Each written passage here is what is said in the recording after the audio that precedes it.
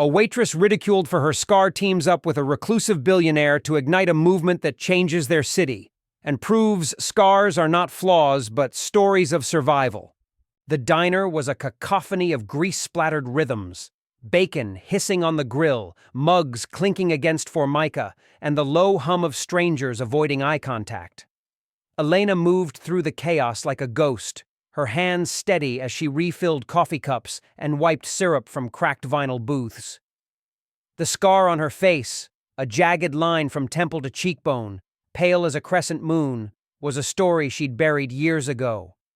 12 years earlier, she'd clawed through a windshield fogged with blood and smoke to drag her little brother from a burning car. The memory still haunted her.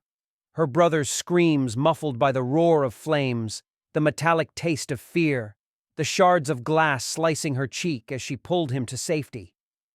Every morning, she tied her apron with a double knot, tucking her braid over her left shoulder like a shield. The diner's routine was her sanctuary. The hiss of the espresso machine, the clatter of dishes, the predictable rhythm of orders shouted over the counter. But on that rain-slicked Friday, the men in Booth 3, Armani suits and venomous grins, decided her scar was public spectacle. "Sweetheart," one drawled, swirling his mimosa, "ever think about wearing a mask? You'd do us all a favor." His friends erupted, their laughter sharp as shattered glass.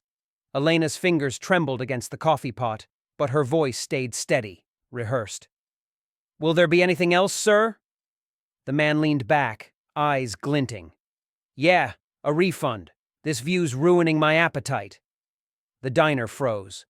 Regulars stared into their plates. The cook, Lou, a grizzled Vietnam vet with a shrapnel scar across his neck, slammed a skillet onto the stove. "Ignore 'em, kid," he muttered. But Elena retreated to the kitchen where steam clung to her skin like a second scar. In the bathroom, she pressed her forehead to the mirror, breath fogging the glass. 12 years, she thought. 12 years of hiding. Julian Cross didn't belong in diners. His hands were too clean, his posture too precise, but he'd become a Thursday fixture. Corner booth, black coffee, leather-bound notebook open to pages filled with sketches, not words. He didn't stare at her scar. He watched her, the way she balanced 3 plates without spilling a drop, the way she deflected cruelty with silence. When the men left, tossing crumpled bills like confetti, Julian lingered. "Your pie," he said, pushing his plate aside, "tastes like my mother's." Elena froze. No one talked to her like this, not with warmth, not without pity. "She died 10 years ago," he added, voice softening. "Pancreatic cancer. But this, it's close." Something in his tone cracked her armor. "I baked it," she admitted, and for the first time in years, she didn't look away. Julian returned the next day. And the next. He arrived like clockwork every Thursday at 10:15 a.m., claiming the same corner booth with its cracked vinyl seat and wobbly table. His presence was an enigma, a man in a tailored blazer sipping diner coffee, his leather-bound notebook filled not with spreadsheets but sketches of the mundane, a salt shaker, a crumpled napkin, the way sunlight fractured through the smudged windows. But Elena noticed his pencil lingering longer on the curves of her hands, the tilt of her braid, the scar she hid beneath her hair. One rainy afternoon, as the diner emptied and the radio crackled with a jazz tune, Julian left a $100 tip folded under his coffee cup. Elena's chest tightened. She stormed into the alley where he stood lighting a cigarette, the rain soaking his sleeves. "I'm not a charity case," she snapped, thrusting the money at him. He turned, unflinching, smoke curling around his face. "It's not charity, it's gratitude." "For what?" "For reminding me that good still exists." His words hung between them, heavy and raw. Elena's anger faltered. She'd heard pity, mockery, even fear, but never gratitude. Julian stubbed out his cigarette, his voice softening. "My mother used to say the world's kindness is measured in small acts. Yours, it's in the way you carry the plates, like they're fragile, like they matter." Elena's throat burned. She'd never told anyone how, after the accident, she'd washed dishes at a shelter, scrubbing crusted food off chipped plates, pretending each one was a piece of herself she could make whole again. "Why are you here?" she whispered. Julian hesitated, then opened his notebook. A sketch spilled out. A girl with a braid and a scar, her hands cradling a coffee pot like it was a wounded bird. "Because you're the first real thing I've seen in years." The photo went viral at 2 a.m. on a Tuesday, though Elena wouldn't learn about it until dawn. She'd been scrubbing the diner's grease-stained floors when her phone buzzed, a relentless, panicked staccato. Mia, the night waitress, had snapped the shot. Elena mid-laugh at the dockside diner, her scar glowing under the golden cafe lights, Julian's hand brushing hers across the table. The headline screamed, "Billionaire Julian Cross's Secret Romance. Charity Case or Cinderella?" The comments were a graveyard. "Gold digger alert. Bet that scar's her best feature. Beauty and the Beast reboot looking rough. Bro, her face. Yikes. Dude must be desperate." Elena's hands shook as she scrolled, the words blurring into a venomous haze. She'd never asked for this, never wanted to be seen. Now strangers dissected her face like a specimen, their cruelty sharpened by anonymity. In the diner bathroom, she pressed her forehead to the cold tile wall, bile rising in her throat. Julian's voice echoed from the alley. "You're the first real thing I've seen in years." Real? She was a punchline. By noon, reporters clustered outside her apartment like vultures. "Ms. Rivera, how did you meet Julian Cross? Is it true you're suing him for emotional damages?" She slammed the window shut, but their voices seeped through the cracks. That night, Julian arrived unannounced, his knuckles rapping softly on her door. "Elena, please, let me explain." She yanked it open, tears streaking her face. "Explain what? That you're a billionaire? That you let me think you were just some nobody with a notebook?" Julian flinched. "I wanted you to see me, not my money." "And what did you see? A project? A wounded bird to fix?" "I saw someone who didn't look at me like a wallet." His shout hung between them, raw and ragged. Elena froze. Julian's hands trembled as he pulled out his phone, showing her a news article from 3 years prior. Crosstech CEO steps down amid mental health crisis. The photo showed him hollow-eyed, flanked by bodyguards, headlines mocking his meltdown. "After my mother died, I became a headline," he said quietly. "Not a person, just a joke, until you." Elena's anger faltered. She'd known that look, the shame of being reduced to a flaw. But before she could speak, her phone buzzed. A new comment. "Hope he paid her extra for the Halloween costume face." She threw the phone against the wall, glass shattering. "Get out!" Julian left, but his notebook remained on her kitchen table, open to a sketch of her scar, rendered not as a flaw, but a brushstroke of gold. Elena didn't sleep that night. The shattered phone lay in pieces by the wall, its screen still glowing with the ghost of the headline. She paced her tiny apartment, Julian's notebook burning a hole in her hands. The sketch of her scar stared back, gold ink swirling like liquid sunlight. Not a flaw, he'd written beneath it. A brushstroke. At 3 a.m., she dragged the dusty easel from the spare room. The canvas was cracked, the paints dried and crusted, but she didn't care. She mixed colors blindly. Burnt sienna, cadmium red, gold leaf she'd stolen from a craft store years ago. Her first strokes were violent, slashes of black and crimson, the crash of the car, her brother's screams, trapped in the swirls. But as dawn crept in, her hand steadied. She painted the scar, not as a wound, but as a river of gold cutting through the chaos, carrying her brother to safety. A knock startled her. Lou stood at the door, a grease-stained paper bag in hand. "Brought you a muffin," he grunted, eyeing the painting. "Kid, you're wasting your time here." Elena bristled. "What's that supposed to mean?" Lou pointed at the diner apron slung over her chair. "You think hiding behind coffee pots fixes anything? My wife, she painted too. After Nam, I'd wake up screaming, and she'd hand me a brush. Said art's the only thing that stitches wounds no one sees. He tossed her the bag. Inside was a set of pristine brushes, their handles worn smooth. Hers. Now quit wasting 'em. Elena's throat tightened. Why are you doing this? Lou shrugged.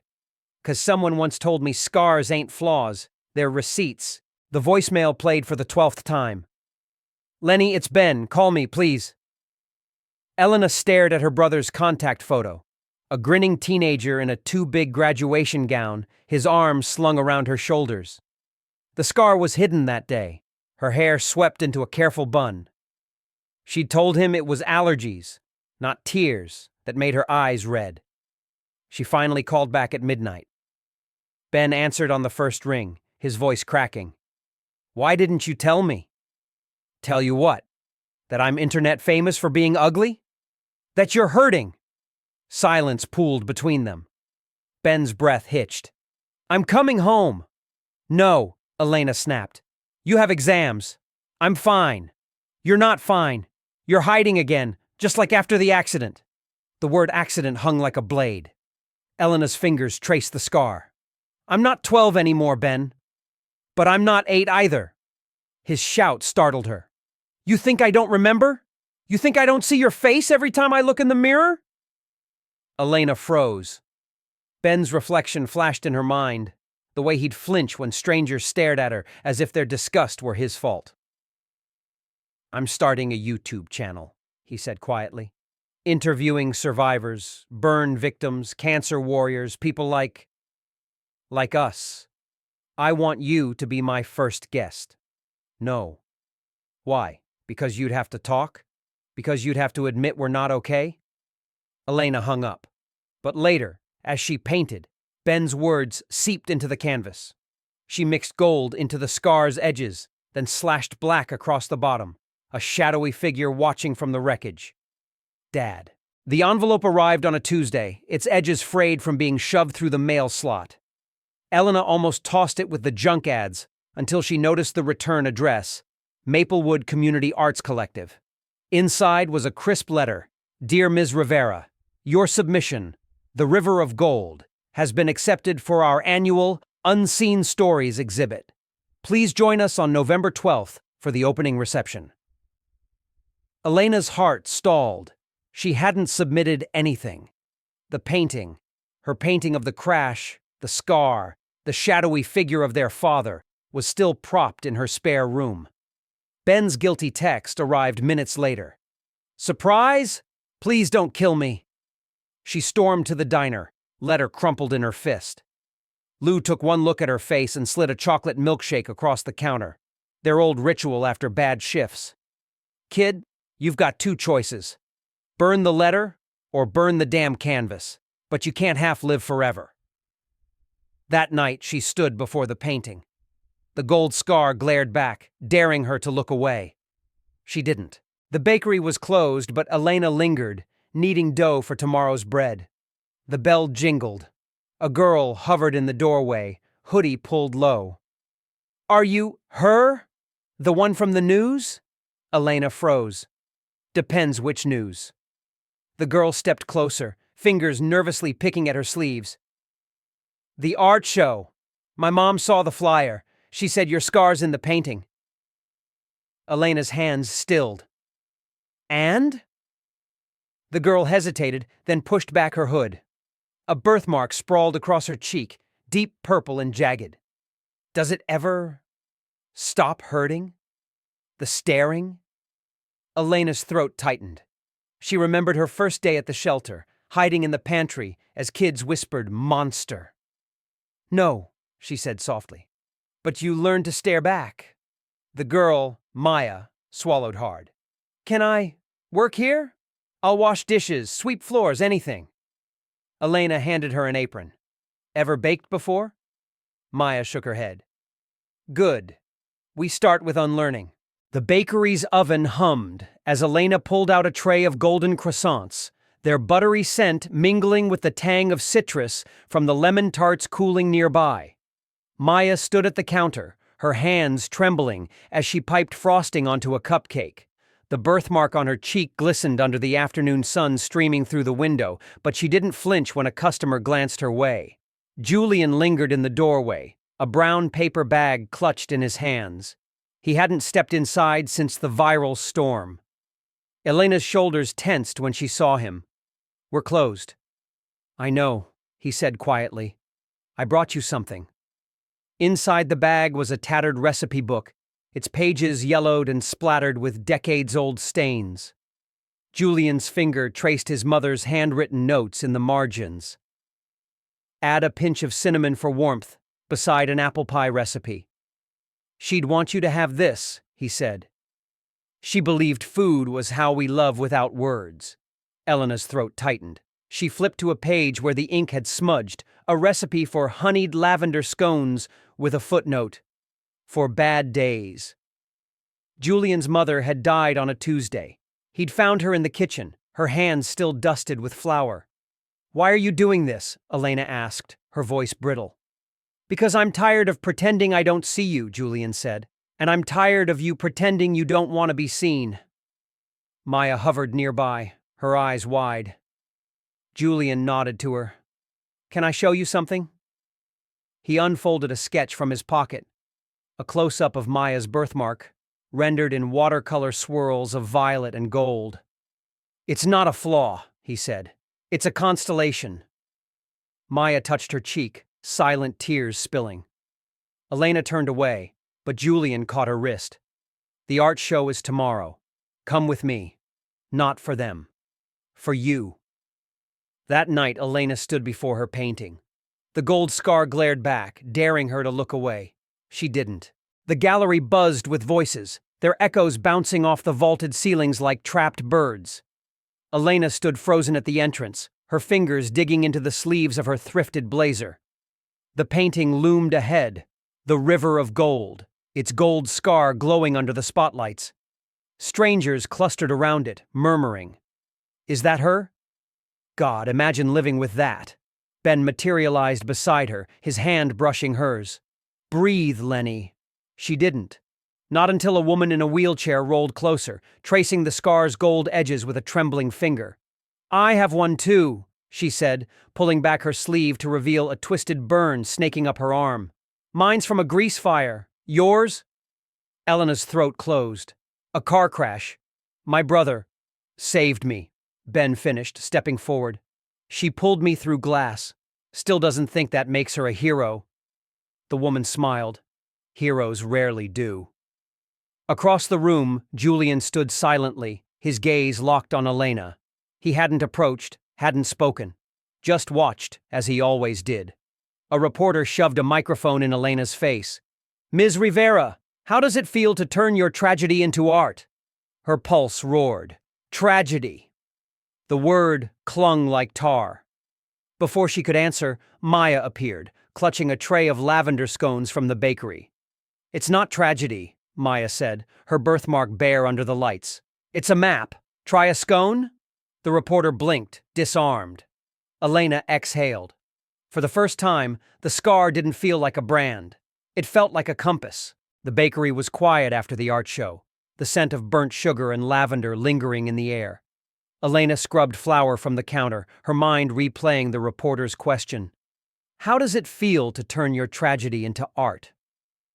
Julian found her in the back alley, hunched over a crate of discarded pastry boxes. "You left without saying goodbye," he said. She didn't look up. "You didn't say hello." He stepped closer, his shadow stretching over her. "I didn't want to steal your moment." "My moment?" She laughed bitterly.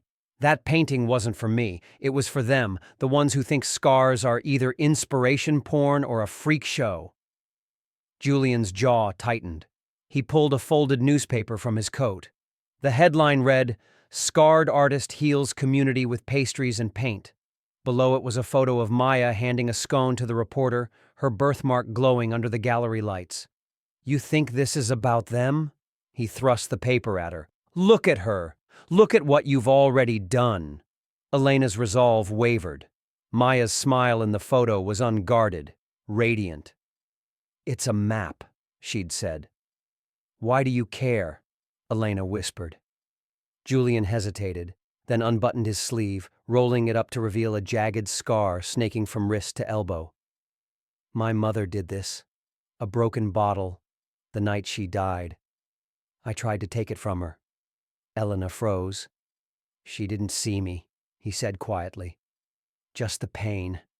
I spent years hiding this like it was my shame.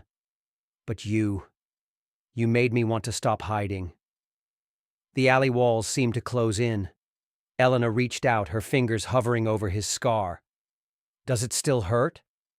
Every day, but now I know it's not the only thing that can. Inside, Maya laughed as Ben taught her to braid chalado into intricate knots. The radio hummed with a jazz tune, Lou's off-key whistling threading through the notes. Julian's hand brushed Elena's, a silent question. This time she didn't pull away. The Yelp review appeared on a Tuesday. Avoid this place unless you want food made by Frankenstein's monster. Attached was a photo of Maya, her birthmark circled in red. Elena stared at the screen, her coffee turning cold. Maya hadn't seen it yet. She was too busy laughing with Ben over burnt croissants, their hands dusted in flour. Julian found Elena in the pantry, her fists clenched. Take it down, she hissed. I can't, but I can bury it under 1,000 good ones. He opened his laptop, revealing a draft email titled Community Love Bomb. Dozens of responses from the art show attendees flooded the screen. Your scones saved my daughter's birthday. Maya's smile made me brave. Elena's anger faltered. Why are you doing this? Because you'd do it for me. His gaze dropped to his scar, now visible beneath rolled sleeves. That night, Elena lingered after closing. Maya sat cross-legged on the floor, sketching galaxies on napkins. Why don't you ever draw people? Elena asked. Maya's pencil froze. People change their minds. Stars don't. Elena knelt beside her. What if I told you I got a review today? Said I looked like a Halloween prop. Maya's eyes widened. You're lying. Wish I was. Elena pulled up the review, her pulse roaring. Maya read it silently, then grabbed a marker. Across the screen, she scrawled, Frankenstein's monster was the hero. Bet you're just a villager with a torch. They laughed until their sides ached, the sound echoing through the empty bakery. The rival bakery's owner, Carl, stormed into Scarlet and Kindness at dawn, his face flushed with rage. You think you can steal my customers with your sob stories? He slammed a flyer on the counter, a promo for Maya's Rebel Crusts, discounted burnt pastries. This is war, sweetheart. Elena wiped flour from her hands, calm as the dough she kneaded. War's what you do when you're scared to bake something better. Carl sneered, jabbing a finger at Maya, who froze mid-scoop of cookie dough. You're using that kid as a prop, exploiting her face for pity sales. Julian stepped from the pantry, sleeves rolled to his elbows, scars exposed. Leave. Now. Carl's eyes flicked to Julian's arm, then Elena's face. Freak show, he muttered, retreating. The bell jingled, silence pooled. Then Maya hurled a handful of flour at the door, her breath ragged. I'm not a prop. No, Elena said softly. You're the baker. That afternoon, Ben live-streamed from the bakery. Meet the real Rebel Crusts, he announced, panning to Maya decorating charred croissants with gold dust galaxies. Viewers flooded the chat. I'll take a dozen. My scars want to be stars too. Carl's Yelp page drowned in one-star reviews. Your bitterness ruined my latte. At closing, Elena found Julian scrubbing graffiti off the bakery's window. Monsters inside. He'd redrawn it as a mural. A phoenix rising from flames, its feathers etched with scars. You didn't have to do that, she said. I know. He handed her the brush. But you taught me rebellion isn't just fighting back. It's creating something they can't burn. Maya approached, clutching a napkin. Drawn on it was Carl's bakery, crumbling under a meteor labeled Karma. Elena pinned it to the wall. The bakery buzzed with orders. Rebel Crusts fans, burn survivors, curious locals. Maya manned the register, her birthmark powdered with edible glitter. Galaxy croissant or Phoenix scone? She asked a customer, her voice steady. The man hesitated, eyes darting to her cheek. Just coffee. Before Maya could react, a boy around her age stepped forward. I'll take the croissant, he said, rolling up his sleeve to reveal a jagged scar. And a galaxy latte. Extra stars Maya's breath caught. The boy's scar mirrored Julian's, a raised angry line from wrist to elbow. You're Danny, she blurted. Carl's son. He stiffened. Yeah, but I'm not him. Elena watched from the kitchen, flour frozen on her hands. Danny's scar told a story Carl had hidden. A childhood accident with a boiling pot, his father's shame morphing into rage. Julian joined her, his gaze heavy. He's been coming here for weeks. Carl doesn't know. At closing, Danny lingered, tracing the Phoenix mural. My dad didn't mean, well, he did, but he's scared. Of what? Maya asked. That I'll end up like him. Danny's voice cracked. Hating what he couldn't fix. Elena handed him a box of day-old pastries. Take these. Tell him they're from the freak show. Danny laughed, but his eyes glistened. Later, Julian found Elena scrubbing tables. You okay? She stared at the mural. When does it stop? The fighting, the proving, the... Never, he said softly. But now we do it together. Outside, Carl sat in his car, the pastry box unopened on his lap. The bakery's glow spilled into the dark street, painting his face in gold and shadow. The bakery's back door creaked open after midnight, the alley swallowed by shadows. Carl hesitated, the pastry box trembling in his hands. Inside lay the phoenix-shaped scone, its gold dust shimmering under the street lamp's glare. He'd tried to throw it away 3 times, but Danny's words haunted him. They see me, Dad. Why can't you? He left the box on the doorstep, along with an envelope of cash and a crumpled note. For the window. As he turned to leave, the door swung open. Elena stood silhouetted in the light, flour streaking her apron, her scar pale under the moon. You're not good at anonymous, she said flatly. Carl froze, shame hot in his throat. I didn't come to fight. Then why? He gestured weakly to the mural. Danny draws that bird on everything. His notebooks, his clothes. Me. His voice broke. I don't know how to be what he needs. Elena stepped aside, nodding toward the kitchen. Then learn. Inside, the warmth hit Carl like a blow. Julian leaned against the counter, sleeves rolled up, scars exposed as he glazed a tray of scones. Maya hummed as she piped constellations onto cupcakes, Danny beside her, their shoulders brushing. The air smelled of burnt sugar and hope. Dad? Danny stood, his scar glowing under the kitchen lights. Carl's resolve crumbled. I'm sorry, he whispered, the words raw. For everything. Maya slid a cupcake toward him, chocolate, with a gold-dusted phoenix. Start here. Carl arrived at dawn, his hands stuffed into his jacket pockets, shoulders hunched against the early chill. The bakery's neon sign flickered, scarlet and kindness, casting a faint pink glow over the empty street. Inside, Elena kneaded dough at the counter, her scar half hidden under a loose braid. She didn't look up. Aprons on the hook. Start with the scones. Carl fumbled with the apron strings, his calloused hands trembling. The kitchen hummed with tension. Maya and Danny huddled by the oven, whispering as they slid trays of Phoenix cupcakes onto the racks. Julian leaned against the sink, sipping coffee, his scars on full display. You burn them, you eat them, Elena said, nodding to the scone dough. Carl's first batch emerged charcoal black, smoke curling from the oven. Maya snorted. Rebel Crusts 2.0. Shut it, kid, Carl muttered, but there was no bite. At 7 a.m., the regulars trickled in, retirees, nurses, a group of teens with dyed hair and nose rings. Mrs. Delaney, the wheelchair-bound woman from the art show, rolled to the counter.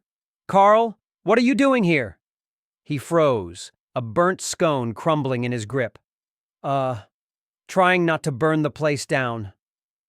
Mrs. Delaney eyed him, then pointed to the Phoenix mural. You fix that window? Yeah. Good. Now fix me a lavender scone. Extra gold dust. The teens gasped when they spotted him. Isn't that the troll guy? One whispered. Nah, that's Danny's dad, another said. He's chill now. By noon, Carl's hands were dusted with flour, his shirt streaked with chocolate. Danny lingered by the oven, watching him pipe frosting onto cupcakes. You're not terrible, Carl grunted. Your galaxy looks like a squashed spider. Danny laughed, a sound Carl hadn't heard in years. At closing, Julian handed Carl a beer. First rule, we don't hide here. Carl rolled up his sleeves, revealing faded tattoos and scars of his own. Second rule, we don't apologize for burning shit. Elena slid a perfect scone onto the counter, golden, flaky, unmarred. Carl stared. How? You stop fighting the heat, she said. Let it shape you instead. Outside, the neon sign glowed steady, its flicker gone. The flyers appeared overnight, plastered on lampposts and cafe windows. Scarred and seen, bake your story. Carl's handwriting, blocky and hesitant, advertised a free workshop at the bakery. Bring your scars, your burns, your mess. We'll make them sweet. By 8 a.m., a line snaked around the block. Teenagers with self-harm scars, veterans missing limbs, a grandmother with a mastectomy tattoo, all clutching mixing bowls and old regrets. Carl stood behind the counter, his apron stained with raspberry jam, throat dry as he muttered, "Welcome to the freak show." Elena elbowed him. Wrong script. The first participant was a boy no older than Danny, his arms bandaged. I don't know how to bake, he mumbled. Carl shoved a whisk into his hands. Good. Messy's better. They baked almond croissants, Carl's mother's recipe, the only one he'd ever memorized. The boy's bandages frayed as he kneaded dough, revealing angry red lines. Carl's chest tightened. My kid. He used to draw birds, never understood why. The boy glanced at Danny, who was helping a woman shape a croissant into a heart. Maybe they're like phoenixes. You know, rising from bad stuff. Carl's croissant tore, oozing filling. Yeah, maybe. At noon, a man in a suit stormed in, pointing at Carl. You don't get to play hero. You called my daughter a monster. The room stilled. Danny stepped forward, but Carl raised a hand. He's right. He faced the man, voice steady. I was a coward who hated my own reflection. But these folks? He gestured to the crowd, flour-dusted and laughing. They're teaching me how to look. The man left, but his daughter stayed, baking a chocolate phoenix with Maya. Later, Julian found Carl scrubbing pans, his sleeves rolled up to faded prison tattoos. You okay? Carl shrugged. Used to think scars were chains. Now I see they're just receipts. Proof you showed up. Outside, the neon sign buzzed, its light pooling around a new addition to the mural, a phoenix with Carl's tattoos, rising beside the original. The city council's notice arrived like a gut punch. Remove unauthorized street art by Friday or face fines. The Phoenix mural, now sprawling across the bakery's side wall, had become a pilgrimage site. Tourists left handwritten notes in its crevices. You saved my sister. Scars are my compass. Carl stood on a ladder, repainting the phoenix's feathers as rain soaked his shirt. They'll have to arrest me, he growled, dripping gold paint onto the sidewalk. Elena stormed into the council meeting, petitions in hand. The room reeked of stale coffee and bureaucratic indifference. Councilman Riggs smirked. Sentiment doesn't override code, Ms. Rivera Julian stood, rolling up his sleeves. This sentiment brought in 30% more tourism revenue last quarter. Check your reports.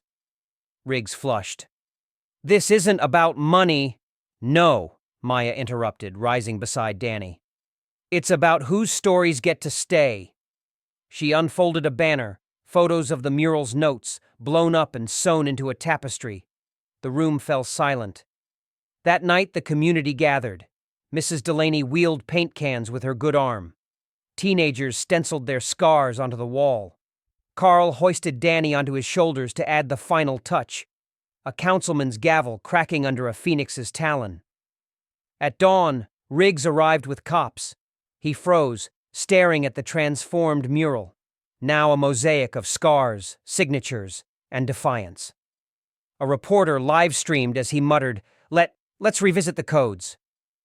The crowd erupted. Maya pressed a rebel crust into his hand. "Gold dust's extra." Back at the bakery, Julian traced Elena's scar. "They'll come back." "Let them," she said. "We've got receipts." The sky turned bruise purple by midday, the air thick with the scent of ozone and impending rain. Weather warnings blared, historic storm system approaching. Seek shelter. But the bakery's crew stood in the alley, staring at the mural, their stories, as wind whipped loose flyers into the air. Carl gripped a tarp. "We can't let it wash away." "It's just paint," Julian said, but his hands trembled as he hammered stakes into the pavement. Maya and Danny sprinted with buckets of sealant, dousing the notes and signatures lodged in the mural's cracks. "This one's mine," Maya shouted, shielding a child's scribble. "My mom says scars mean you loved someone enough to fight." The storm hit at dusk. Rain fell in sheets, the wind screaming like a wounded animal. The tarp ripped free, flapping into the dark. Elena lunged for it, slipping in the mud. Julian caught her, his scarred arm hooking her waist. "We have to let go." "No!" She clawed the tarp back, rain stinging her scar. "They've taken enough from us." Inside, the bakery trembled. Lou manned the ovens, baking cinnamon rolls in defiance. "If we go down sweet," he grunted. Carl herded the neighborhood's unhoused into the storeroom, passing out dry aprons as blankets. A teen with a fresh cut on her wrist clutched Maya's Galaxy cupcake like a talisman. At midnight, the power died. The neon sign flickered, then went dark. Julian lit candles, their glow reflecting in the mural's gold paint as it bled into the gutters. Danny pressed his palm to the wall. "It's ruined." "No," Carl said, voice rough. "Now it's part of the street, part of everything." The storm passed at dawn. The mural was a ghost of itself, faded, streaked, but intact. The notes were gone, but their words lingered in the cracks. Mrs. Delaney wheeled up, her burn scars glistening. "Looks like the phoenix molted. Time to rebuild." As the community gathered, Elena found Julian by the oven, his head in his hands. "We almost lost it all," he whispered. She pressed a cinnamon roll into his palm, still warm. "We didn't, and now we know how to survive the flood." Outside, the neon sign sparked back to life, its glow reflecting in the rain-soaked streets like 1,000 scattered stars. The city's notice arrived in a crisp, white envelope, its contents sterile and final. Redevelopment Zone 12 approved. Demolition begins October 1st. The map highlighted the bakery and mural in angry red ink, labeled Blight. Elena slammed the notice onto the counter, her scar flushed with rage. "They're erasing us!" Julian zoomed in on the digital blueprint projected onto the mural. Glass towers and chain stores replaced the bakery's neon glow. "They're not just tearing down walls, they're burying our stories." At the town hall meeting, Councilman Riggs avoided Elena's gaze as he praised the plan's modernization. Mrs. Delaney wheeled to the podium, her voice a thunderclap. "My burns are from saving kids in a fire you ignored. You don't get to call us Blight," the crowd roared. Carl stood, fists clenched. "My boy's art's on that wall. You touch it, you answer to me." Danny's phone buzzed. A viral petition, number Save Scarlet Kindness. Maya live-streamed, panning to the blueprint. "See what they want to replace us with? No scars, no soul." The bakery became a war room. Lou baked storm rolls stamped with phoenixes. Julian hacked the city's website, replacing renderings with the mural's storm-streaked glory. Elena and Carl spray-painted "Blight is Resistance" on demolition signs. But at dawn, bulldozers arrived. A foreman waved the order. "Stand aside, lady." Elena crossed her arms, flour dusting her boots. "Make me." Behind her, the community surged. Teachers, veterans, teens with guitars. They chained themselves to the mural, their scars bared. Maya painted a bulldozer gold, transforming it into a phoenix's egg. Riggs returned, flanked by cops. "This is illegal." "So is erasing history," Julian said, projecting Danny's petition, 100,000 signatures, onto City Hall. The foreman hesitated, eyeing the mural's cracks filled with notes. "My sister's a burn survivor. She left a message here." He stepped back. "I ain't your enemy." As the crowd cheered, Riggs slipped away, his cuff snagging to reveal a hidden burn. Elena tossed him a storm roll. "Tastes better than shame." That night, the mural glowed under makeshift spotlights, its new layer, a bulldozer breaking into wings, still wet. Julian traced Elena's scar. "They'll be back. Then we'll rise again," she said. But in the shadows, a black sedan lingered, its passenger snapping photos of the bakery. The black sedan returned daily, idling outside the bakery like a vulture. Inside sat Clara Voss, CEO of Voss Developments, her tailored suit and diamond cufflinks clashing with the mural's defiant chaos. She'd made her fortune bulldozing blighted neighborhoods into luxury condos, her smile as sharp as her stilettos. She entered the bakery at closing, her perfume smothering the scent of cinnamon. "Ms. Rivera, let's discuss your situation."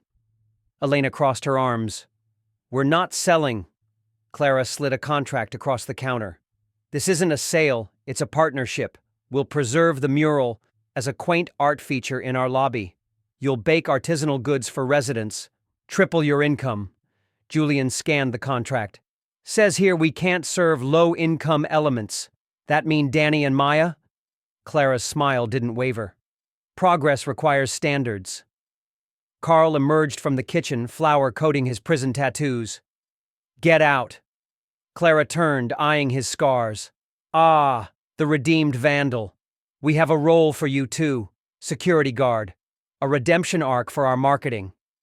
Danny lunged, but Maya held him back. "Don't. She's not worth it." Clara left a gold-embossed card on the counter. "Sentimentality expires Friday." That night, Julian hacked Voss's servers. The files glowed on the mural, eviction notices, bribed officials, a plan to trademark the Phoenix. "They're not just erasing us," he said. "They're selling our scars." Elena traced the mural's cracks. "We need a bigger voice."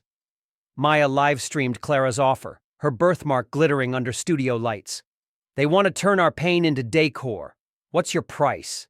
The hashtag #MyScarIsPriceless trended. Survivors worldwide flooded Voss's social media with photos of scars and stories. Clara's PR team scrubbed posts, but Julian mirrored them onto the developer's homepage. At dawn, protesters ringed the bakery. Mrs. Delaney led chants, her wheelchair adorned with phoenix feathers. Carl spray-painted Clara's sedan gold, transforming it into a melting crown. Clara returned, flanked by lawyers. "You're exhausting. Sign or we'll bankrupt you." Elena burned the contract in the oven, smoke curling into the shape of a phoenix. "We've survived worse than you." But as Clara left, she whispered to a lawyer, "Phase 2. Cut the power." The bakery plunged into darkness, the neon sign dying mid-glow. The bakery plunged into darkness, the neon sign's hum silenced mid-glow. Outside, Clara's sedan peeled away, taillights bleeding into the night. Inside, the only light came from Julian's laptop, its screen casting eerie blue shadows as he typed furiously. She cut the grid. Backup generators are fried. Elena lit candles, their flicker reflecting in the mural's gold-streaked cracks. "We've baked in worse." By dawn, the bakery transformed. Lou rigged a generator from salvaged car parts, its sputtering growl powering string lights hooked to the mural. Teenagers arrived with camping lanterns, dangling them from the ceiling like glowing scars. Maya and Danny jury-rigged a solar oven on the rooftop, its foil panels glaring defiantly at Voss Tower's glass facade. Clara's retaliation escalated. Inspectors swarmed the bakery, citing fire hazards from the candles. A health official sneered at Lou's storm rolls. Unsanitary glitter. But the community fought dirty. Mrs. Delaney organized a scarred and sweet bake sale on City Hall steps, handing out free rebel crusts stamped with Clara's face crossed out in gold. Julian hacked into the city's emergency alert system, broadcasting Maya's live stream. They want us dark? We'll shine brighter. The black sedan returned, this time with a cease and desist order. Clara leaned out the window. You're stealing electricity. Carl yanked the cable from her generator. Yours? The city's. Funny. Elena emerged, holding a crowbar. We're using your stolen land.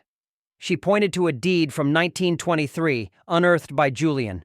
A loophole granting the bakery squatters rights if power was self-sustained for 30 days. Your move. Clara's mask cracked. You'll regret this. That night, vandals smashed the solar oven. But by morning, the community rebuilt it stronger, welding Clara's cease and desist into the frame. Now it's art, Maya said, sparking her welder. At midnight, Councilman Riggs slipped into the bakery, his cuff raised to reveal a burn. I can't sleep. Every time I close my eyes, I see that mural. Elena handed him a storm roll. Then stop fighting it. Riggs left a folder on the counter. Voss's bribes, encrypted files, and a key to the city's power grid. Make it hurt. As dawn broke, Julian rebooted the neon sign using Riggs' key. Its light blazed crimson, piercing the fog. Clara watched from her penthouse, her reflection fractured in the glass.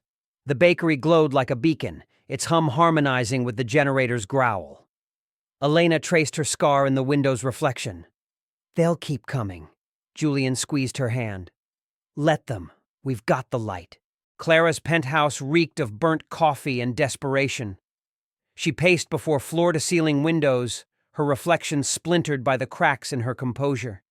The neon sign's crimson glow from the bakery below stained her ivory carpets like blood. Her assistant trembled, holding a tablet. The board's questioning the delays. The scarlet hashtag is tanking our stock. Silence them, Clara hissed. Buy the bakery. Burn it. I don't care. But her order boomeranged. That night, arsonists doused the mural in gasoline. The scent of kerosene jolted Elena awake. She sprinted outside, Julian and Carl on her heels. Flames licked the Phoenix's wings, devouring notes and signatures. No! Maya screamed, lunging with a fire extinguisher. Danny yanked her back as the wall exploded, heat singeing their brows. Firefighters arrived too late. The mural was ash, its golden veins melted into the pavement. The crowd gathered in silence, their scars illuminated by embers. Mrs. Delaney wheeled forward, her voice raw.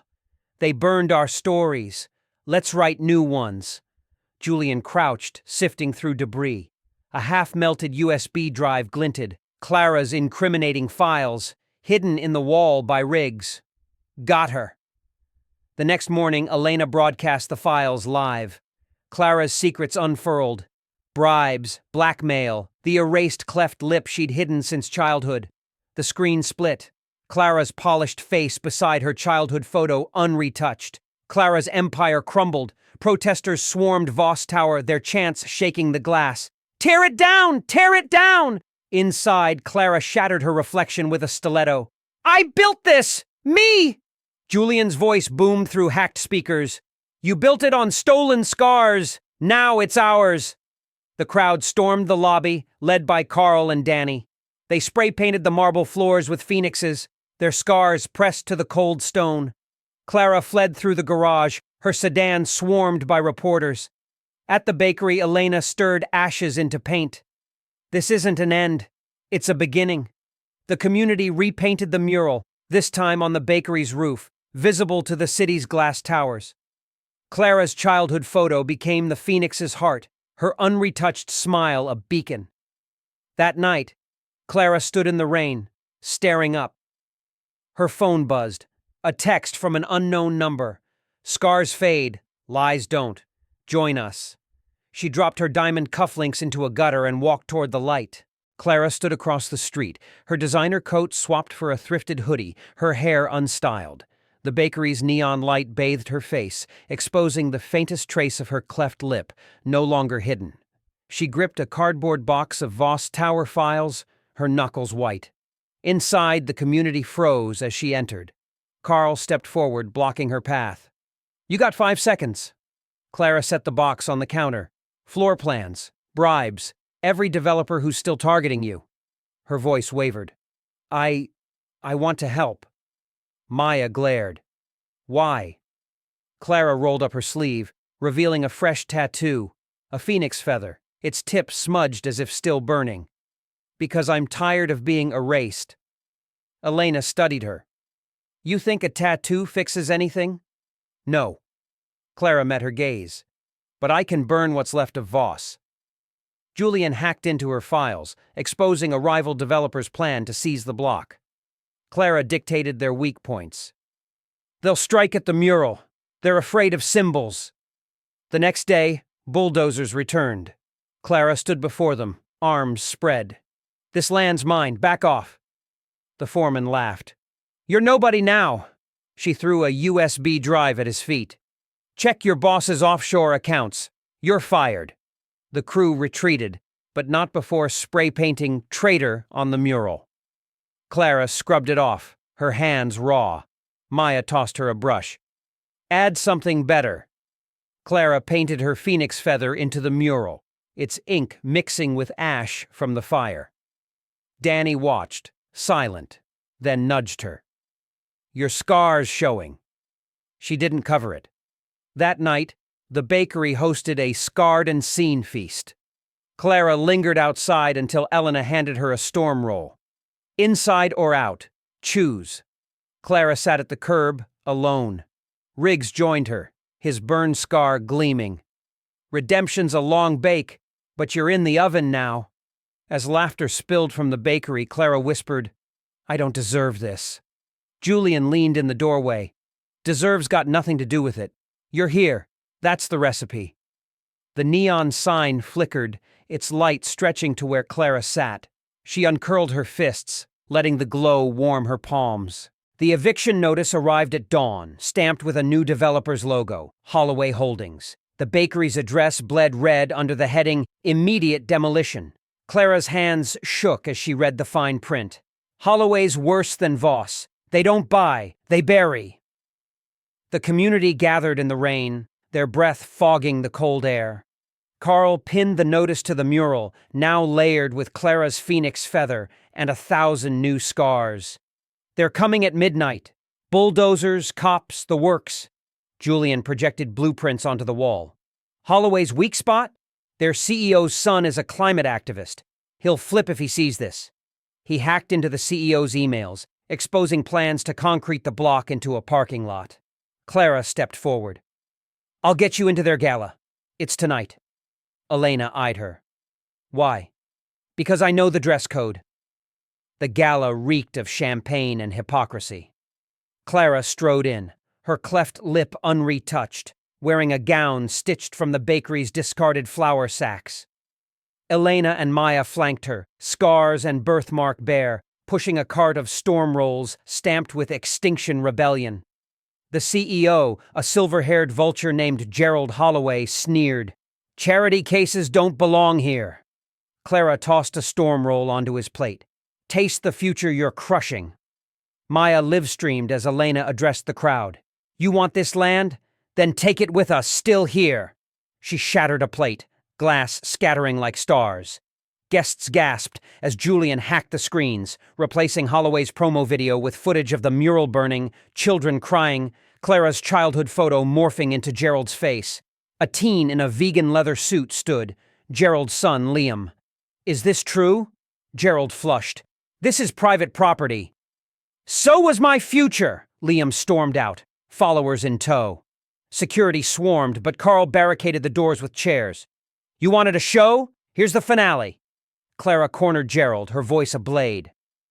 "Withdraw the eviction or I release every secret you buried, starting with your offshore prisons," Gerald spat. "You're bluffing." Julian's voice boomed through hidden speakers. "Try me." The screens lit with Gerald's sins: embezzlement, bribes, a warrant for eco-terrorism. The crowd erupted. Back at the bakery, the community awaited news. Danny strummed a guitar, Maya painting Liam's face into the mural. Clara returned, Holloway's withdrawal notice in hand. The crowd cheered, but Elena stayed silent. "You're one of us now," Julian said. Carl crossed his arms. "Prove it." Clara grabbed a spray can, climbed the roof, and tagged the neon sign's base. "Scars stay, you go." As dawn broke, Gerald's limo screeched away. Liam stayed, handing Maya a thumb drive. "Holloway's done. Let's build something real." Elena approached Clara. "Still think you don't belong?" Clara touched her cleft lip. "I'm learning." The neon sign hummed, its light stretching west, where the next battle waited. The drone hovered like a wasp, its camera lens glinting under the neon sign's crimson glare. Clara spotted it first. "Holloway's last sting. It's armed." Julian's fingers flew across his laptop. "Jamming the signal. Need 60 seconds." The drone dive-bombed, strafing the mural with bullets. Bricks exploded, notes and scars torn to shreds. Elena shoved Maya and Liam behind the counter. "Stay down!" Carl grabbed a fire axe, sprinting into the street. "Hey, tin can! Chew on this!" He hurled it, blades sparking against the drone's hull. Clara yanked open the bakery's fuse box. "Julian, reroute power to the sign, now!" The neon sign blazed blinding white, its cables surging. Clara gripped the live wires, her tattooed phoenix feather glowing as she channeled the current into a makeshift EMP. "Do it!" Julian hesitated. "You'll fry! Just—" The drone fired. Clara screamed as the shot grazed her ribs, but held the wires. "Now!" Julian slammed the switch. The neon sign erupted in a pulse of light, silencing the drone. It crashed into the pavement, sparking. Clara collapsed, smoke curling from her hands. Elena cradled her. "Why?" Clara grinned weakly. "Told you, I'd burn what's left." Sirens wailed. Riggs arrived with medics, flashing a badge. "I'll handle Holloway. Rest, you maniacs."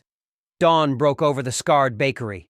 The mural was rubble, the sign dark, but the crowd gathered, silent, until Maya stepped forward.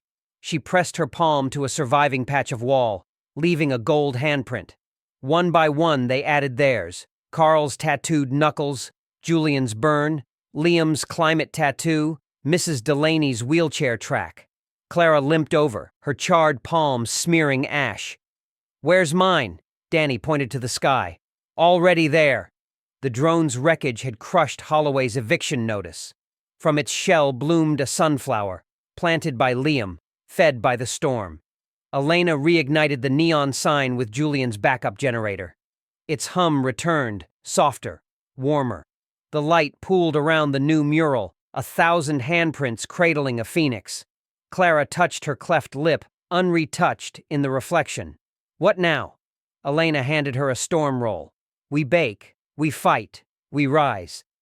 Years later, the bakery thrives. Travelers pilgrim to the mural, adding their scars. Clara's ashes, she'd insisted, are mixed into the paint, her phoenix feather eternally aflame. The neon sign never flickers. It glows steady, a heartbeat in the city's ribs. And when new storms come, the community gathers. Palms pressed to the wall, whispering the recipe passed through scars. 1 cup courage, 2 tablespoons defiance, a pinch of memory. Bake until unbroken. If you like this story, please subscribe and like us to stay motivative.